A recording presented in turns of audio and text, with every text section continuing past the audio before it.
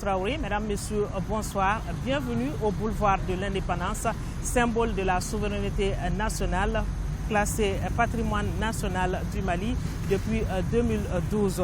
Le Mali indépendant aura 62 ans ce 22 septembre 2022. La décolonisation a été un long et laborieux processus. L'indépendance a été acquise dans un contexte d'éveil politique et de désir de souveraineté. De l'autonomie obtenue en 1956 à la proclamation de l'indépendance le 22 septembre 1960 en passant par la Fédération du Mali, Cheikh Oumar Sangaré nous fait un gros plan sur ce processus laborieux. Suivons ce dossier.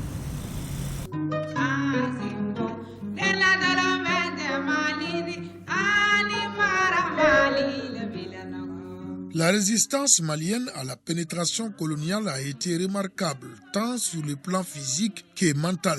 Cela s'explique par le fait que pour l'homme malien, la liberté est très chère. On peut dire pratiquement que le triomphe de la colonisation va commencer surtout après 1920. Et d'ailleurs, c'est à ce moment que notre pays a été séparé de la Haute-Volta, parce qu'on va créer la Haute-Volta en 1919, on va créer le Niger en 1921, et en même temps, maintenant, notre pays va retrouver son ancien nom, le Soudan français. Si le début des années 1900 a été marqué par de nombreuses révoltes communautaires dans le Soudan français, la lutte prend une dimension plus politique après la Deuxième Guerre mondiale avec des mouvements d'émancipation et des revendications indépendantistes face aux servitudes coloniales. Dès les années 40, le grondement était là déjà. C'est-à-dire que les gens se recherchaient pour essayer de lutter contre ce système.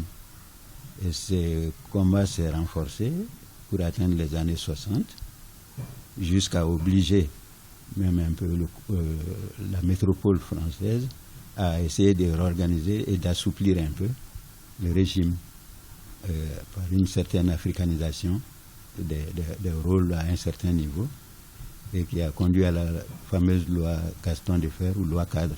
L'affaiblissement des pays colonisateurs à l'issue de la Deuxième Guerre mondiale, particulièrement la France et la Grande-Bretagne, l'attitude anticolonialiste également des États-Unis d'Amérique et l'ex-URSS, et surtout l'Organisation des Nations Unies, l'ONU, qui ont fortement contribué à la décolonisation.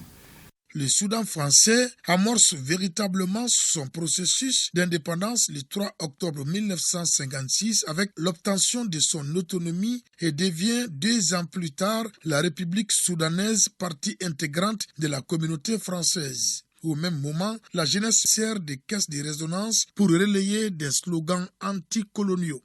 Des formules comme disant que la communauté française, c'est la communauté entre les cavaliers et les chevals.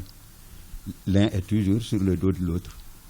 Ensuite, le Soudan, actuel Mali, le Sénégal, la Haute-Volta, actuel Burkina Faso et les Dahomey, présentement appelés Bénin, envisagent de former une fédération au sein de la communauté. Mais les Dahomey et la Haute-Volta renoncent au projet, laissant le Soudan et le Sénégal créer la fédération. La fédération même officiellement va, n'est-ce pas, prendre à leur point à partir du 20 juin 1960.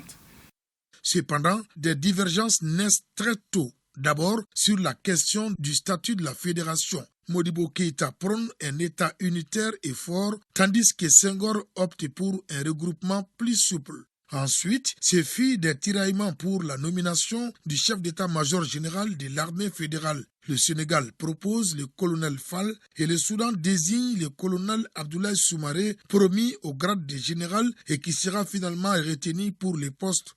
La fédération finit par s'éclater. Le Sénégal proclame son indépendance le 20 août et le Soudan en fait de même le 22 septembre 1960. Nous vous invitons à autoriser l'Assemblée législative, premièrement, à appréhender les compétences transférées par la République soudanaise à la Fédération du Mali. Deuxièmement, à proclamer comme État indépendant et souverain la République soudanaise. Troisièmement, à proclamer que la République soudanaise s'appelle la République du Mali.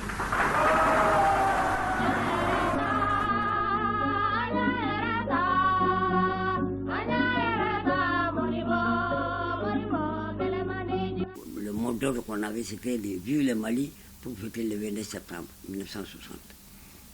Ça a été acclamé par tout le monde. Tout le monde était content. La République du Mali est née. La joie de la liberté retrouvée est inestimable et des bonnes volontés contribuent à la mise en route du nouvel État. «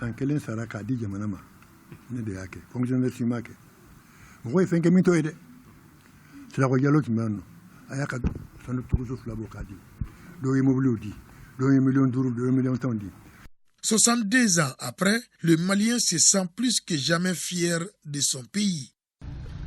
De toute ma vie, je n'ai jamais senti un pays aussi libre, un pays aussi engagé, un pays aussi célèbre que ce que nous sommes en train de vivre aujourd'hui.